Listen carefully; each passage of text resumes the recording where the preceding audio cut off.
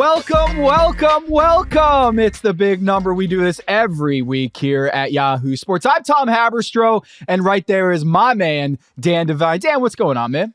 Tom, we're just trying to get the juices flowing. We're trying to fight through adversity. Everybody's playing through something this time of year. I think you can hear by the sounds of our voices. We're both playing through something, but we've reached the conference finals. We are at the Final Four, but the finish line is within sight. Tom Haberstroh, let's put up some freaking numbers. What is our big number this week? This week's big number is 90.8. That is the Oklahoma City Thunder's defensive rating, meaning how many points they allow per 100 possessions once we adjust for era. 90.8. Dan, if that sounds good, that's because it is. Historically, if you look at the defensive rating, defensive efficiency, points allowed per 100 possessions, and see how much better it is relative to league average. Right now, we're in an crazy offensive slanted era where it's a little bit easier to score now because of all that spacing. Having what the Oklahoma City Thunder's defensive rating at 102.3 unadjusted, according to Basketball Reference, that is 9.2% better than the league average, which is 112.6. League average, you allow about 112 points every 100 possessions. The Thunder are 10 full points below that mark. And when you look historically, Dan, at the best defenses in postseason history, this is the best one on record. We've never seen among the 140 plus defenses that have played at least 12 postseason games, none of them have been this good relative to league average than the Oklahoma City Thunder. Lou Dort, Casey Wallace, Shai Gilgeous-Alexander, this Chet Holmgren, Isaiah Hartenstein, this defense is vicious. And what they did to the Minnesota Timberwolves in game one was evidence of that. That like Anthony Edwards, Julius Randle in the second half and fourth quarter, they basically gave up. They couldn't deal with the Oklahoma City defense anymore. And this is kind of the through line of this postseason is Nikola Jokic, Ja Morant, the Memphis Grizzlies, the Denver Nuggets just could not figure out this defense and it wore them down. And you're seeing it. Alex Caruso, Casey Wallace, J-Dub with 5 steals in game one against the Minnesota Timberwolves. Dan, 20 points allowed in the paint the entire game in game one of the Western Conference Finals. I got to hand it to the audience. A couple people have reached out to me saying you guys were early on this Oklahoma City train. We were there. Episode 3 of this show right here, the big number was about whether this was the greatest defense we've ever seen. Based on how good they were through 8 games this season, we were like, yo, we haven't seen a defense this good ever at this point in the season, and we pointed out a bunch of reasons why, and they've stuck to it. They sustained it the entire season, the best defense in the NBA, and now we're seeing it. We called this shot 6 months ago. We're seeing it in the postseason where a team like the Minnesota Timberwolves cannot get inside the paint. Anthony Edwards, early at the press conference after the game, I don't know what he was laughing at with Julius Randle. I'm still trying to figure this out. Like what they were passing back and forth the stat sheet. Maybe it was SGA fouls drawn or SGA free throws. I don't know, something like that. Maybe we'll see. We'll get to that. Here was Anthony Edwards, the quote: "They clog the paint. That's what they do. Every time I go to the rim, it's like there are 4 people in the paint."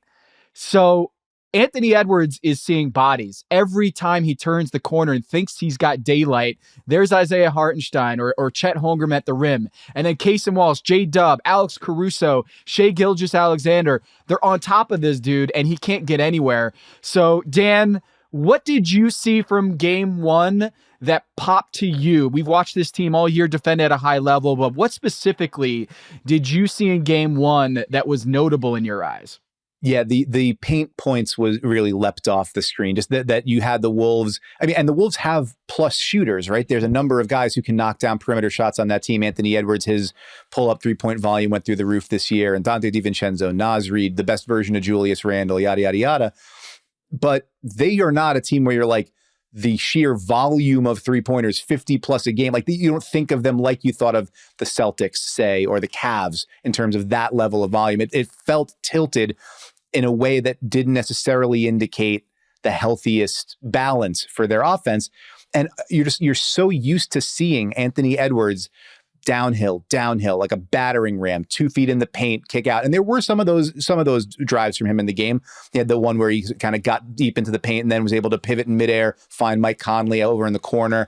There was a little bit of that kind of downhill penetration, but for the most part, it was boxes and elbows. It was aggressive gap help. It was just bodies. You mentioned it's not just the initial point of attack defender, which the Thunder have fantastic ones of those. It's the 2 guys that are sucked in, one off the weak side, one over at the nail. It's the guy that you got at least one rim protector behind that.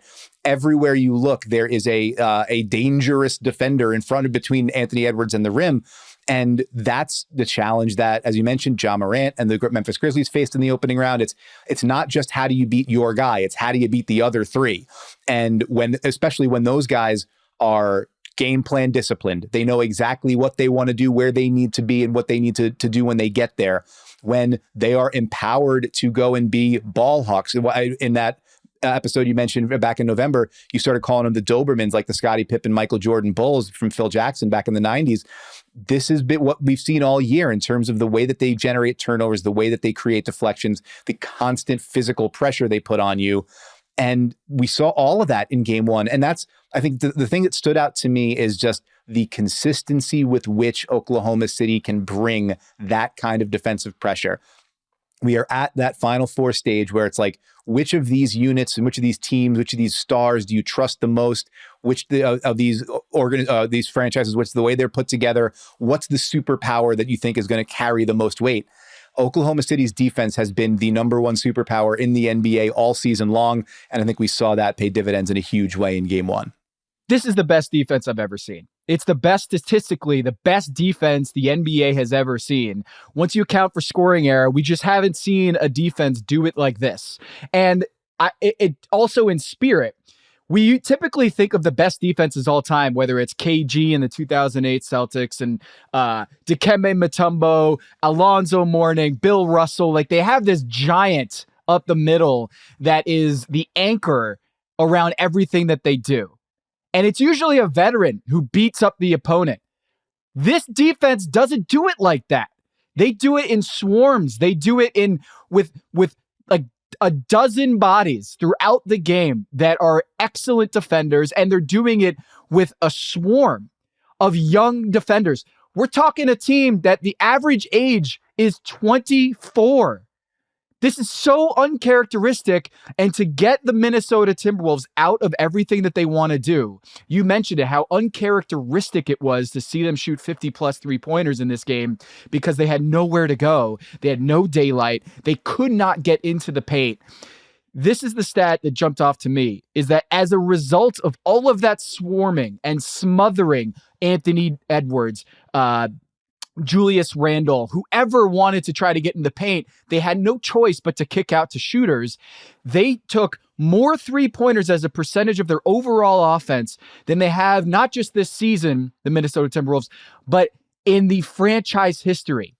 They took 61% of their shots from beyond the arc, which was the number 1 rate ever for a Minnesota Timberwolves team, regular season or postseason, and it is also the record for the conference finals. They took 51 three-pointers, conference finals record. We haven't seen 51-plus in the conference finals or in the NBA finals. So this volume, super uncharacteristic. I think they averaged like 51 points in the paint this postseason, and then they just had 20. So completely changed what Minnesota wanted to do. And Anthony Edwards said after the game, they're going to have to look at some tape. And we're going to have to look at some little numbers here.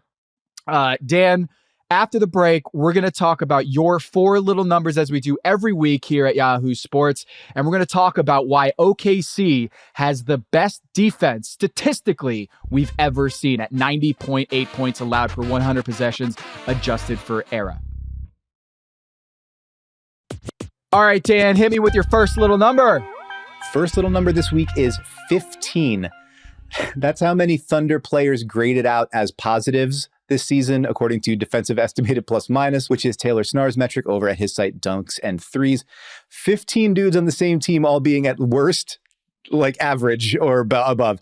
That is by far the most of any team in the NBA. The Orlando Magic and Memphis Grizzlies both had 11 players that played for them that were above that. So 15, pretty significant jump.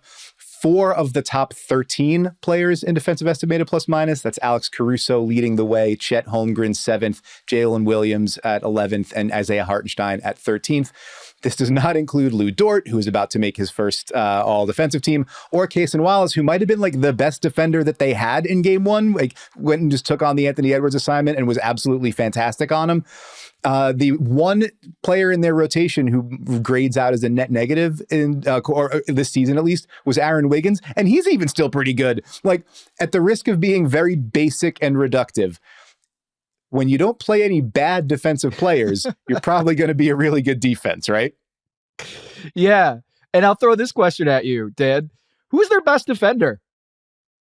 Oh man, it was a column that I was trying to write like later in the season. I didn't wind up getting back to it because it was like, as we were going through the defensive player of the year discussion, like the most value or the metrically inclined, it's like Caruso's at the top of the list, but he played like 18 minutes a game and he missed a bunch of games, right? And both Isaiah Hartenstein and Chet Holmgren were not going to be eligible for the for the award or for the all defensive teams.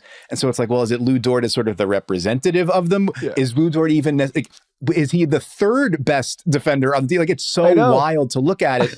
And then Jalen Williams, who I think it's far enough in the rearview mirror now, but the beginning of the season when they were down both Chet and Hartenstein, he was their center. He was 6'5" jumping center. And they were the way that they were able to keep their defense at that elite level early in the season was through the pressure that they put on with their swarming, with their switching, with their ability to create create turnovers, to create deflections. So they're a team that can play 2 big and be elite defensively. They can play 1 big and like a kind of small ball 4 and be elite defensively. They can play totally small and be elite defensively. And it's because they have that kind of personnel where you just do not find a weak link anywhere you go in that structure. That's the thing. Like Evan Mobley won Defensive Player of the Year this year. And I'm watching this postseason being like, Game 7, I'm saying it's Alex Caruso. Game 1, I'm saying it's Cason Wallace. In Game 2, I could probably say Chet Holmgren is the best defender on this team. That's how crazy it is to watch them. Is you don't even know on a given night who is going to wreck the opponent and everything they're trying to do. It could be Lou Dort. He could hold Anthony Edwards to 3 of 17 shooting in Game 2. And you wouldn't be surprised, Dan, because they have so many elite defenders in ways that I don't think we've seen historically. This many plus defenders. 15! That's nuts! Yeah. That's nuts. And that's like Shai Gilgeous-Alexander. One of the reasons why I feel like he is the MVP this season, we'll talk more about this later, is because he's such a good defender. And how many times did you see in that game where, in like the horror movie where like the killer is like hiding in the corner and you see like someone that's like this innocent person just turn the corner and then the camera pans a little bit and the killer's like right behind the person, right, sneaking up behind them. And you're like, no! How many steals did OKC get in that Game 1 where like Anthony Edwards had his back turned and then J-Dub kind of like swung around and unbeknownst to him just poked the ball away, swiped it, and went the other end. Isaiah Hartenstein was doing it. A lot of times when these offensive guys get flustered by this pocket that they trap you in this web, and then someone is just going to leave their guy and steal the ball and go the other end. It's a different guy every time. So you can't even game plan against it because Alex Caruso barely even played in Game 1. And it was Cason Wallace coming to the rescue and just dominating defensively and just pulling the ball out of everybody. Just an awesome, awesome fleet of defenders by OKC. Yeah, to your point, 13 steals against 12 turnovers for Oklahoma City in Game 1, which by my count, and I might be off by 1 or 2 here, but I believe that's the 31st time in 94 games since we started the season that they've had more steals than turnovers. So it's not even like we talk about assist to turnover ratio. This is turnovers you're creating versus turnovers that you're giving up. And as we've talked about so many times this season, that possession battle is so gigantic. Oklahoma City, the way that they play defense goes a long way toward tilting that in their advantage, which brings us to our second little number. It's a pretty big one, 847. That's how many live ball turnovers the Oklahoma City Thunder forced during the regular season, according to PVP stats. That not only led the NBA this year, their database goes back to 2000. That's more than any other team in that database going back to 2000. So there have been four other teams going back to 2000, last quarter century, that have gotten over the 800 mark, but they are number one with a bullet. And I think you saw that in game one, 11 of Minnesota's 17 turnovers were live ball turnovers. And Tom, we hear coaches talk about it all the time, like the importance of avoiding live ball turnovers. What makes those so damaging to an offense, and what makes OKC's ability to generate them so vital to its defense? You know how many fast break points Minnesota had in game one? Well, they only had 20 points in the paint. I don't know, maybe 15? Zero. Dude, zero fast break points by Minnesota. So your stat about how OKC got 847 live ball turnovers this season, most in the modern era. It's easier to score in the open court. Steals are also offensive stats, right? And so how many times did J-Dub, steal the ball and go the other way and finish at the rim? There was that great block by Ant in trail. But otherwise, that's how you get great offense oftentimes, is creating those turnovers, live ball turnovers, and going the other way. And in the postseason, those are harder to get. The game slows down. Teams aren't willing to pass the ball as much typically, and they don't leave themselves vulnerable to those leak outs, those open court attacks by OKC. And when you're talking about why Minnesota just couldn't get anything going offensively, it's because they weren't doing that on their end. They weren't getting those live ball turnovers and converting them. Zero fast break points. I believe that's the first time this postseason that a team has been held to zero fast break points. So that is such a superpower, is to create great offense from their defense. And in the half court, according to cleaningtheglass.com, OKC was solid, 100 points every 100 plays, 68th percentile, not elite, but it was getting those live ball turnovers that made them score as many points as they did. Yeah, and that connected to that, 17 Minnesota turnovers turned into 31 points in game one. Oklahoma City is now averaging 25.3 points per game off turnovers in the playoffs. Again, not only is that the best this postseason, you go back to the play-by-play era starts in the 96-97 season, I believe. It's the most of any team in that entire span going back to 1996.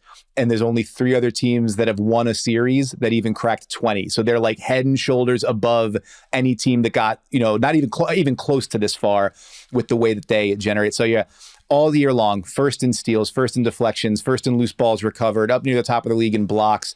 This is what that leads to. And, on a night where they started really, really rough offensively, even Shea didn't have it going, the defense allowed them to generate enough offense to stay connected. There's a great line in our guy Vinny Goodwill's story off of game one last night. He's going to be with the Western Conference Finals the whole way. Mark Daigneault said, "We lost the rounds, but didn't get knocked out." And that defense, it can deliver the knockout punches, but it can also keep you standing. It constitutes their chin. It keeps Oklahoma City standing, even as the other teams throw in haymakers. And that gets us to one of the best haymakers in the league. Our third little number, 7. That's how many times Anthony Edwards drove to the basket in game one, according to Second Spectrum tracking. We talked about this a little bit up top in terms of the points in the paint issue for Minnesota. Ant averaged 17 drives to the basket per game in rounds 1 and 2, 7 in game one, by far his lowest total of this postseason. Hadn't even been in single digits once before this. And then the absolute waves of defenders just crashing down on him. Starts with Dort, then it's J-Dub, then it's Cason Wallace, then it's Caruso. The getting over screens, the physicality, and which in fairness, a lot of there's I see a lot of Wolves fans and a lot of maybe neutral observers saying, how come they get to play football on defense and then Shea, you breathe on him and he falls down? But the physicality that they play with at the point of attack, And then the way that they load up those gaps, and they're like, we've talked about this with Ant before, like the Mavs did it to him last year. The Lakers did it in game one, showing him these extra bodies. He's been able to figure it out, sometimes successfully, sometimes he hasn't had a harder time. But the volume of defenders they can throw at him, the quality of defenders they can throw at him makes it really, really hard for him to get to his spots and get where he wants to go. And it's a gamble, right? If you're going to load up with that kind of help, the bet is we're going to be able to get in and get back out before you can find a shooter. And it's a gamble that the Wolves, or that the Thunder rather, won in game one. It's one they win a lot. And it's one that if Minnesota is going to tilt this, they're going to have to find a way to get Ant a little bit more downhill than 7 times a game, you'd imagine. Yeah, Shea won that matchup for sure in game one. He had 28 drives to Anthony Edwards' 7. 28! 4 times as many drives in game one than Anthony Edwards. And, watching that post-game press conference, what was interesting to me, Dan, is when asked about the looks that he was getting and the swarm of defenders, Anthony Edwards didn't say, they're fouling the out of me. He didn't say that. He didn't say the referees need to wake up, or he didn't blame the referees on this one. He said, they're showing 4 guys in the paint every time I turn the corner. They're closing off the gaps. They're just everywhere. And so there was probably an easy way out of this for him to just, as a 23-year-old, to just blame it on the officiating and blame it on the unfairness of it all. But when you see that gap of 28 drives for Shai Gilgeous-Alexander and 7 by Anthony Edwards, and these guys see themselves as equals, they're playing 2 different sports in game one.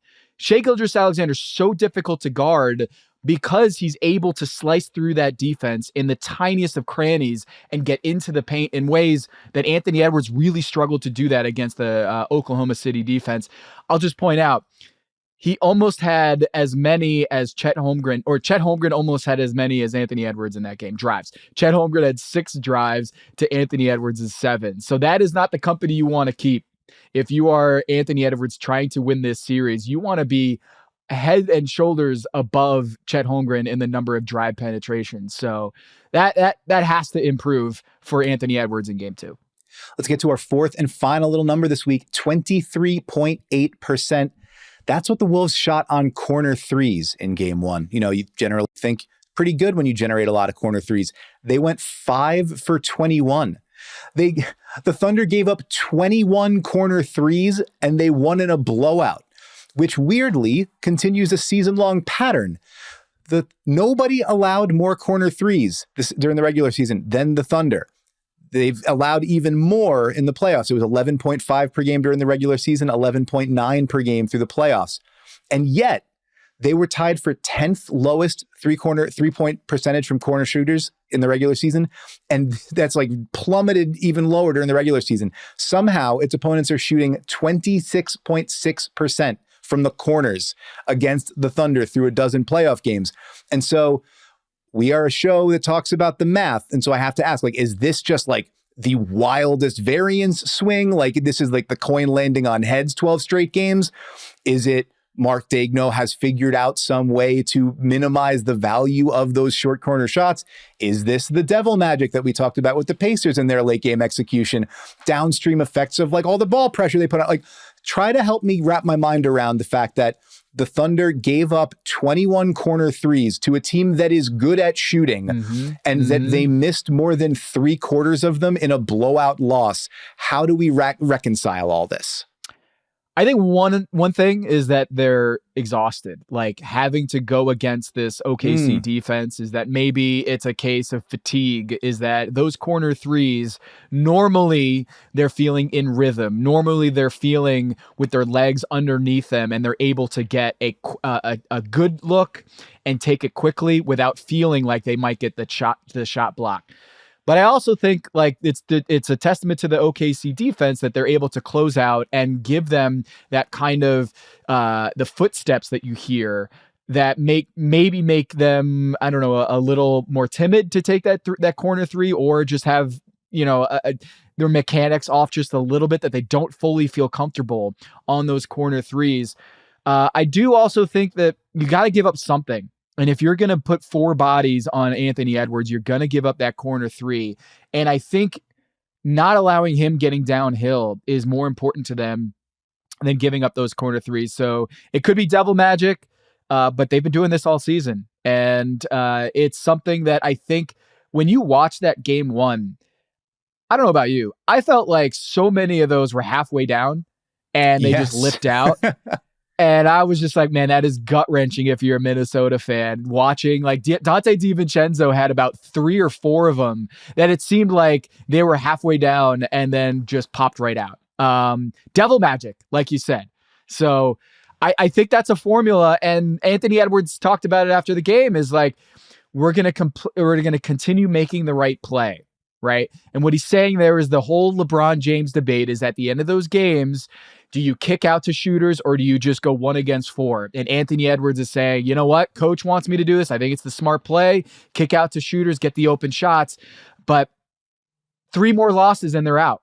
So how much more can you just kind of tempt the probability gods and say, you know what, maybe I just take it to the rack and try to get these foul calls and try to pull a Shai Gilgeous-Alexander and go at some of these dudes and try to get to the free throw line and try to tilt the odds in your favor. Because that can get deflating real fast, is getting these corner 3-pointers, feeling like that's good offense and not getting the results you want. Yeah, to have Dante DiVincenzo, Nickeil Alexander-Walker, and Naz Reid combined to go, I'm looking at here, 5 of 28 from 3 is just gut-wrenching. That's 7 more threes just for those 3 guys than the Thunder took as a team. And, you know, you get any little bit of regression to the mean there in terms of some of those in and outs rattling back in. We might be talking about a very different ball game, which, by the way, was like a 2-possession game late in the third quarter before everything went completely bonkers. So it feels like the Wolves are a lot farther away today after game 1 than maybe they felt heading in. But, you know, 1 of those breaks, 2 of those breaks go the other way, and you're able to open up the offense a little bit more. We could be singing a very different tune after game 2 heading back to Minneapolis.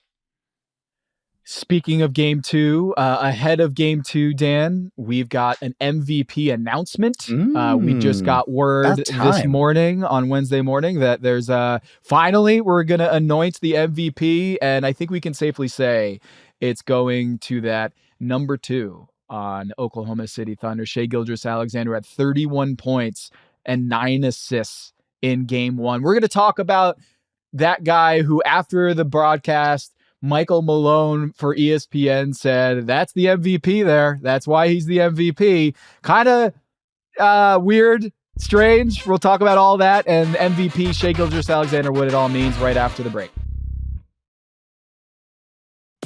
Shai Gilgeous-Alexander, 31 points, plus 22 in the plus-minus column, 11 of 14 from the free throw line, 10 of 27 shooting from the floor, 9 assists, 3 steals, filled up the stat sheet in game 1. And it seems like we are going to get Shai Gilgeous-Alexander anointed as the MVP. The announcement is going to be on Wednesday night ahead of Indiana Knicks. But I can safely assume they're not holding this so that they can award it to Nikola Jokic. Max Cross, who has been tracking the voters publicly saying, oh, this is my ballot or this is who I voted for.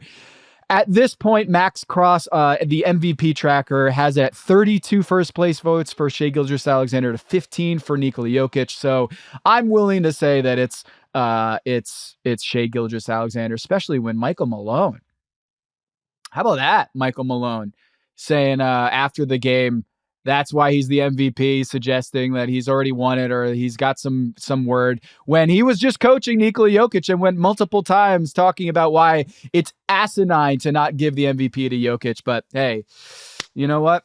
Job's a little bit different. Yes, it is. I love too that it was like one of the first things we get from Michael Malone was like detailed tape breakdown of Anthony Edwards against help defense, and then about an hour later, it's like, here's the bomb that I throw for aggregation. It's like, you're learning the ecosystem well, coach. Nicely done. Well played.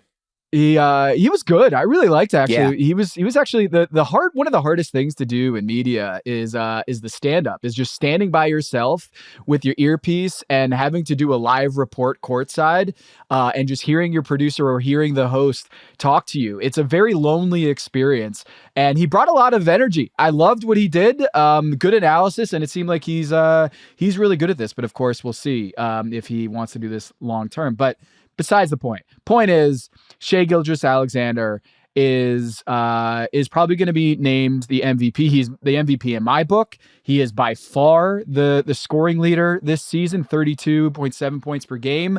Giannis was at like 30.4, so he had like over 2-point lead in the scoring column. And then when you look at the plus minus, the steals, the assist to turnover ratio, the leadership, I think, is a big part of this. When you hear Mark Dagnall talk about Shai Gilgeous-Alexander as an emotional temperament, what he did in the first half compared to the second half in that game, when Anthony Edwards is so frustrated with this dude that he's throwing the ball at him when he's laying on the ground, putting his hands up, and he's trying to get all these foul calls, and people are saying, Dan, like, free throw merchant, like this foul merchant. Shai Gilgeous-Alexander, our favorite Doris Burke, is talking on the broadcast and bringing up that NBA Twitter believes he's a foul merchant, free throw merchant.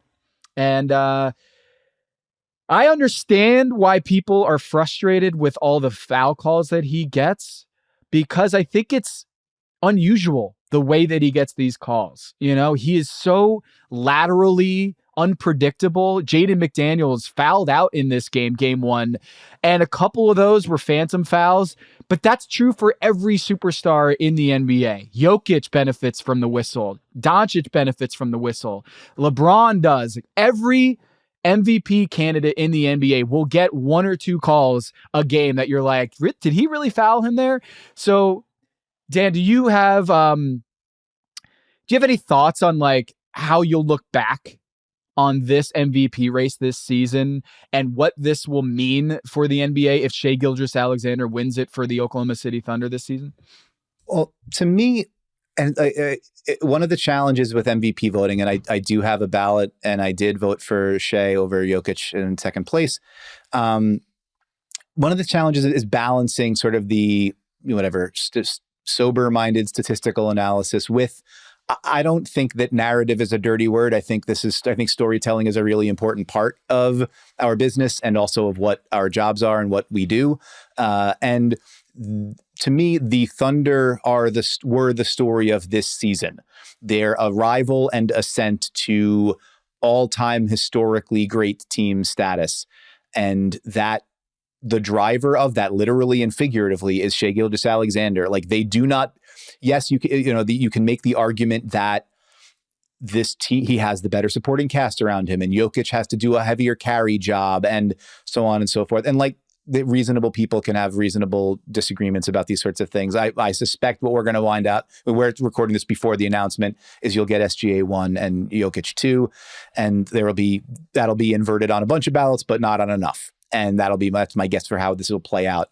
But everything about how Oklahoma City plays, with the way that they structured the team to be a 5-out team with Chet as the shooter, the drive and kick, the guard screening actions, everything that kind of got the ball rolling for Oklahoma City, all of that flows out from Shai Gilgeous-Alexander. You built the race car for this driver, and like, if you didn't have him, if he wasn't able to, and he hadn't shown the capacity to be this kind of difference maker, where even if the free throw is that discussion is going to be an important one, and it's going to be an annoying one, but it's also going to be a relevant one, and it's what we got to get kind of like saddle up for. You strip out the free throws from Shai, Jokic, Ant, Giannis, whatever. Shai still leads all scorers by several hundred points. Like, it's in terms of the over the course of the full season. So this is not purely unethical hoops. There's more to it than that. And you combine that with, as you mentioned, the fact that he is a positive contributor to what is the best defense we've ever seen by statistical measurements and by a variety of eye tests. That he's not like, might be the weaker link on the unit, but he's not a pigeon to get picked on, right? And so and the fact that he generates those steals, he generates blocks from the guard position, and then you like zoom out and it's 35-5, 50+% shooting with the steals and the blocks. And you're talking about Michael Jordan territory, like the in terms of production, not just from the guard spot, from anybody hitting those numbers. It's Jordan and it's SGA, and on a 68-win team that goes down as one of the most dominant regular season teams we've ever seen and finished 18 wins ahead of Jokic's Nuggets. So when I think back at it, when I review the tape on this years down the line, I don't think I'm going to come away from it feeling like I missed out on something or I blew it or I there's a great shame and a dishonorable, injustice done. Jokic is a completely worthwhile selection at number one, like 30-point triple-double on historic efficiency. Unbelievable the degree to which he elevates that offense and kept everything steady amid all the turmoil around him. But I think to that point, arguing that Shea doesn't deserve it, I think would be ridiculous. You could argue that Jokic deserves it more, and that's fine by me. But I think arguing that SGA would not be a deserving winner would be, a bridge too far. Yeah, I think some people look at this and say, this is Derrick Rose 2011, that it's all about story and narrative, not actual production, that this is an all-time defense and he's not the head of the snake defensively, so he's getting the benefit of a ridiculous defense. And because he scores points, he's the MVP. I disagree with that. It is not D Rose. This is not a storyline, narrative, whatever you want to call it. MVP. Advanced metrics. He leads all players in estimated wins on estimated plus minus dunksandthrees.com. He leads all players in win shares. He leads all players in plus minus. Listen to this. He had plus 918 this season, and Jokic was second at plus 594. Plus 918 and plus 594. That is insane. That's over 300 points more than the next highest guy in the NBA in that category. Just, he's a winning player, and as we see in this postseason, he's a winner. And this free throw merchant thing is driving me crazy, because do you know how many times this postseason that Shai Gilgeous-Alexander has double-digit free throw attempts in consecutive games? How many times he's done it, like in repeat games? Twice. He's played 12 games. So like, how many times has he had back-to-back games with double digit? Let's say twice. I'm not looking at his box scores now. Let's say twice. It's 0. Okay. It's 0.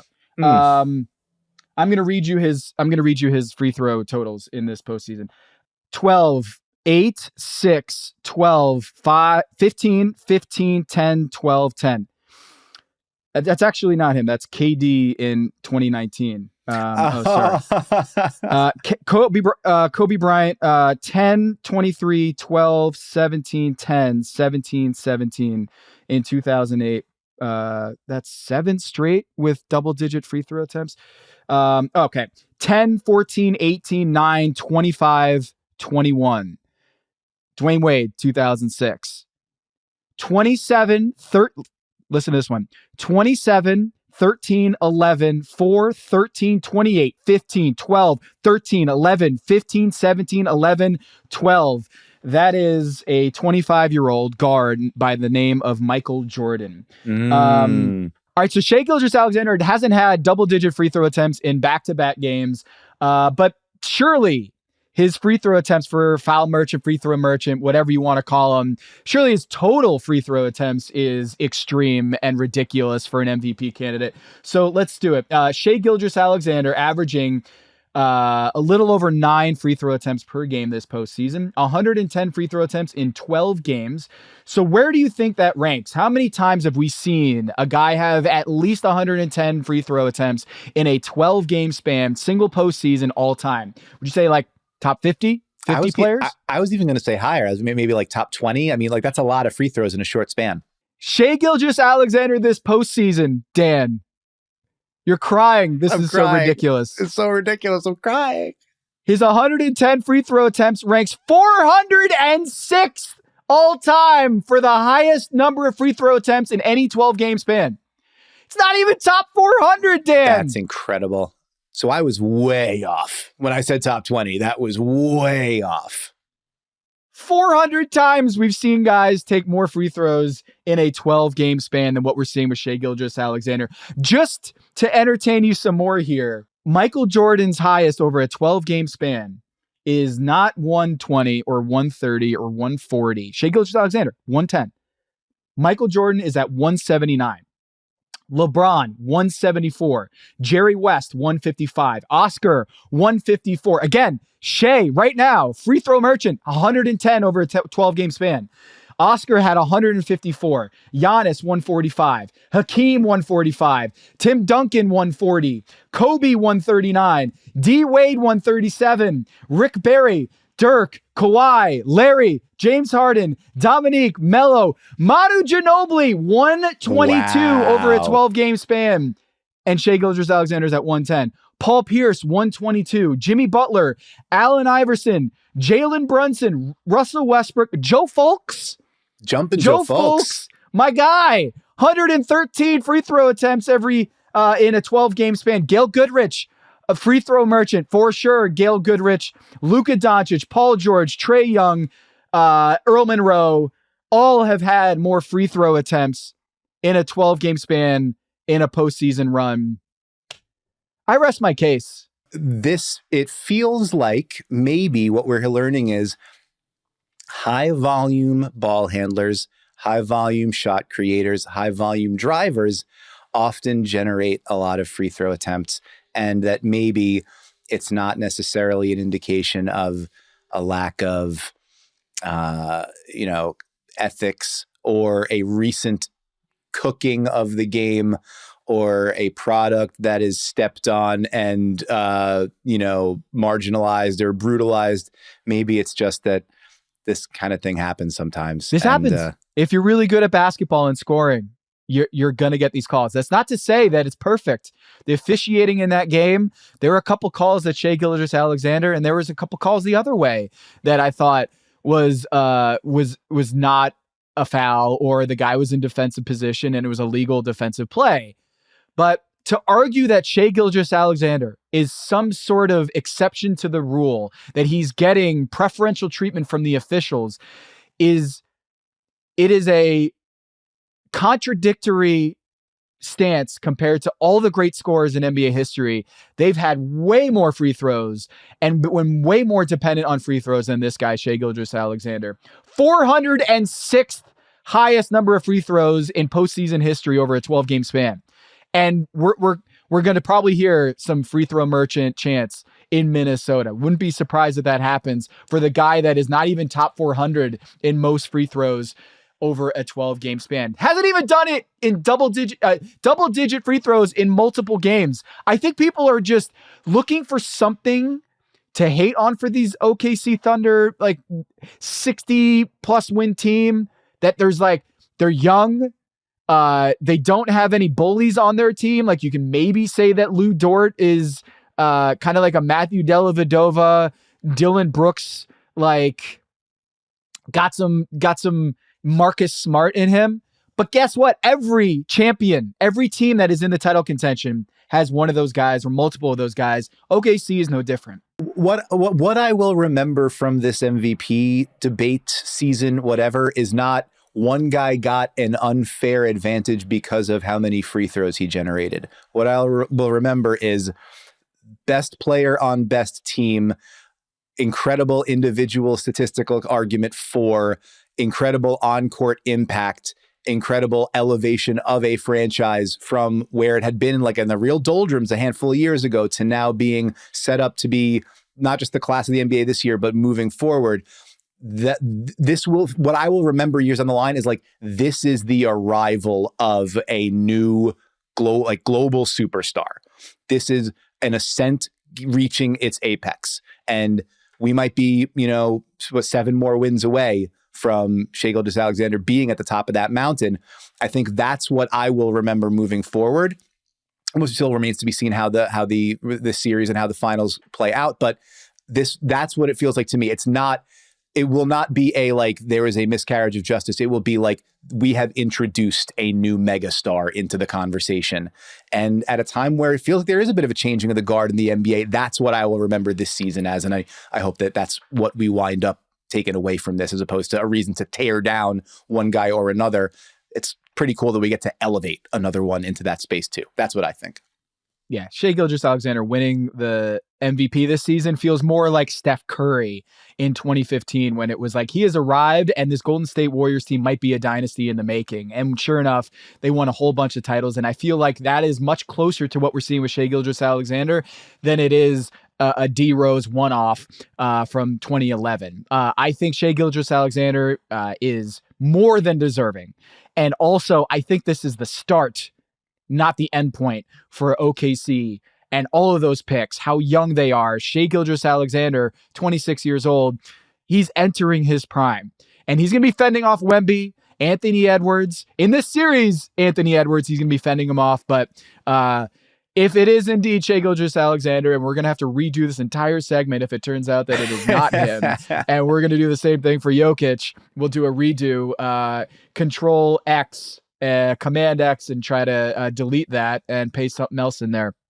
But I think this is Shai, and deserving congrats to Shai Gilgeous-Alexander, and we'll see what Anthony Edwards has to say about it in game 2. Dan, this was really fun to do, talking about a small market team, just like we did last week with the Indiana Pacers. Thanks to all the fans who gave a shout out to us and left a lot of comments in the below our YouTube video. Just really cool to read all the Pacers fans getting excited about their team, and very worthy discussion about how good that team is. So if you haven't watched last week's episode on the Indiana Pacers being the second best team in the NBA since January 1st and what goes into that, and I did this like weird Passers thing where I called them the Indiana Passers. Go listen to that. Go rate us 5 stars. I want to give a shout out to Dan for powering through the coughs. We had some coughitis in this one, so thank you for staying with us, Dan. Hope you feel better. We certainly need to get our sleep and our nutrients and try to get some rest here in time, but also want to give a shout out to Stone and Mike and the entire team that has bared with us this season, and we're peaking at the right time here. Thank you for working so hard behind the scenes to make this podcast a reality, and the show on YouTube. So please watch The Big Number on YouTube, hit that subscribe button wherever you get your podcast, leave us a rating, and please 5 stars and tell your friends. We'll be back next week with another episode of The Big Number. Until then, be safe and get some cough drops, everybody, including you, Dan, please.